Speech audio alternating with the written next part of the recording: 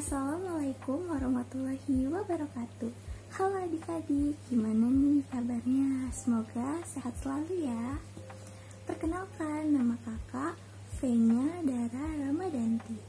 Kalian bisa panggil Kak V-nya ya. Nah, kali ini kakak akan menjelaskan materi mengenai aljabar. Hayo, siapa yang udah tahu apa itu aljabar? Ya, aljabar adalah salah satu cabang ilmu matematika yang ditemukan oleh ilmuwan muslim, yaitu Al-Khawarizmi. Aljabar sendiri diambil dari kata aljabar yang dalam bahasa Arab artinya hubungan atau penyelesaian. Dalam definisi lain, aljabar adalah suatu cabang ilmu matematika yang mempelajari konsep penyederhanaan menggunakan lambang atau simbol tertentu. Nah, agar kita bisa paham materi aljabar, kita harus tahu unsur-unsur yang ada di dalam aljabar. Aljabar memiliki beberapa unsur, yaitu suku, koefisien, variabel, dan konstanta. Nah, mari kita bahas satu persatu. Nah, di sini kakak punya contoh, yaitu 5x plus 10. Tadi inget kan apa aja unsur-unsur dari aljabar? Yang pertama ada suku. Kira-kira dari sini yang mana ya yang disebut suku itu?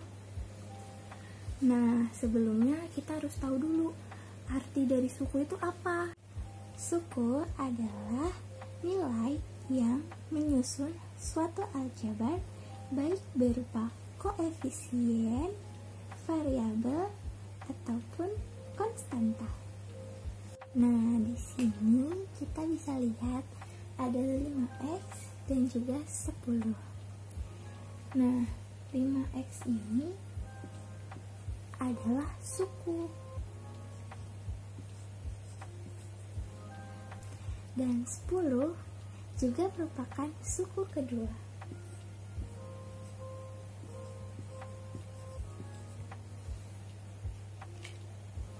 Seperti yang bisa kita lihat, di sini terdapat dua suku.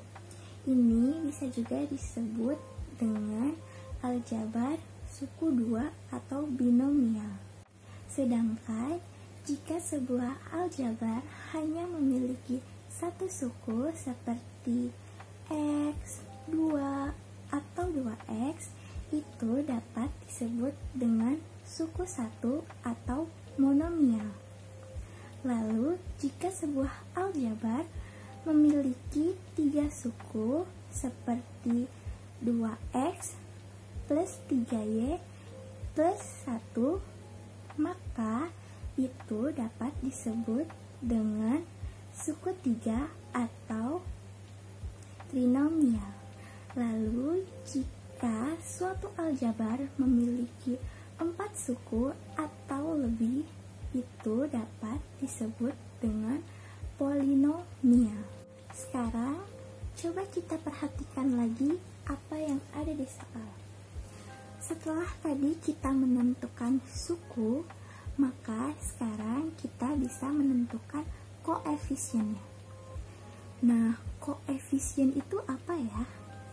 Koefisien adalah angka yang berada di depan variabel. Nah, variabel apa, Kak? Variabel itu adalah suatu simbol yang biasanya menggunakan huruf kecil yang digunakan untuk mewakilkan suatu bilangan yang belum diketahui. Nah, coba sekarang lihat nih, yang mana yang koefisien dan yang mana yang variabel. Nah, jawabannya yang koefisien adalah yang 5. Sedangkan yang variabel adalah yang X.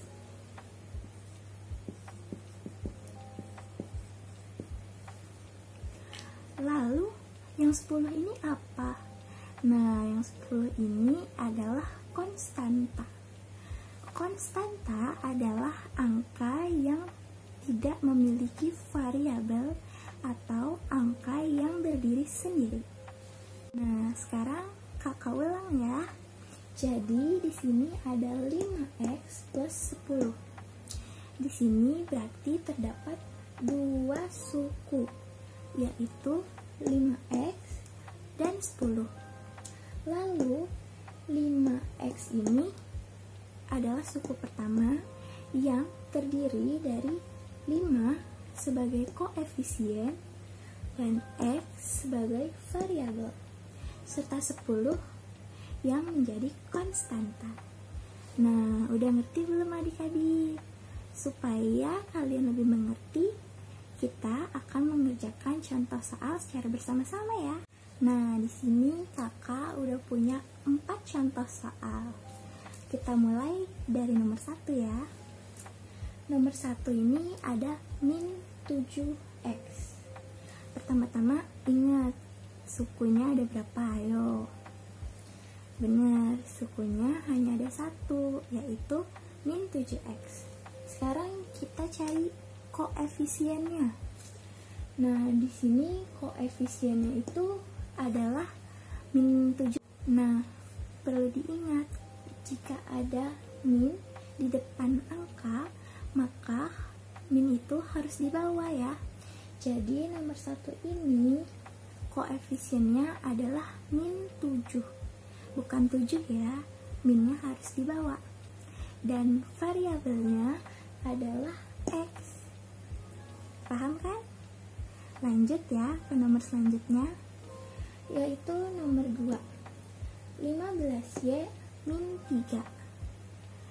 Sukunya ada 2. Nah, di sini di suku pertama ada koefisien dan ada variabelnya. Koefisiennya adalah 15. Sedangkan variabelnya itu adalah y. Dan konstantanya adalah min 3. Lanjut ke soal nomor 3. Di sini ada min x kuadrat plus x plus 25. Ada 3 suku. Nah, suku pertama ini kok gak ada angkanya, Kak? Di sini juga gak ada angkanya. Terus berapa dong? Nah, sesuai dengan ketentuan, kalau koefisiennya itu 1, maka tidak ditulis. Jadi sebenarnya di depan sini ada angka 1 dan di sini juga ada angka 1. Tetapi itu tidak perlu ditulis. Jadi kalau ditanya koefisien yang pertama itu apa, maka jawabannya min 1. Sedangkan kalau yang kedua ini koefisiennya adalah 1 dan variabelnya adalah x kuadrat dan x, serta konstantanya adalah 25. Nah, lanjut ya ke soal nomor 4. Di sini ada 12x kuadrat min 3x plus y min 6. Banyak banget ya sukunya, ada 4. Sekarang kita tentuin ya yang mana koefisien, yang mana variabel, dan yang mana konstantanya. Dimulai dari yang paling kiri. Di sini ada angka 12. 12 ini adalah koefisien. Terus mana lagi nih koefisiennya? Nah, di sini ada min 3. Ingat ya, tiap ada min harus dibawa. Terus ada lagi nggak? Ada dong, jangan dilupain ya. Kalau misalkan ada variabel yang sendiri, berarti sebenarnya di depannya itu ada koefisiennya. Berapa? 1. Jadi anggap aja di sini ada 1 ya sebagai koefisien. Terus sekarang kita lihat variabel. Di sini variabelnya berarti adalah x kuadrat, x, dan y. Lalu berarti konstantanya yaitu min 6. Nah, semoga dengan contoh soal ini kalian bisa paham ya. Dan sebenarnya aljabar itu juga ada loh di kehidupan sehari-hari kita. Kayak misalkan saat seseorang itu bilang, aku punya buku sekerdus, aku punya apel 1 keranjang, aku punya apa lagi yang gak disebutkan jumlahnya. Nah, kali ini kakak akan kasih lihat contoh penggunaan aljabar di kehidupan sehari-hari. Salah satunya seperti ini. Kakak mempunyai 2 apel, 3 mangga, dan 1 semangka. Nah, langkah awal untuk kita membuat semua ini menjadi bentuk aljabar adalah dengan menginisialkan apel, mangga, dan semangka ini. Nah, untuk yang apel, kakak inisialkan dengan huruf A. Lalu yang mangga, kakak inisialkan dengan huruf M. Dan yang semangka, kakak inisialkan dengan huruf S.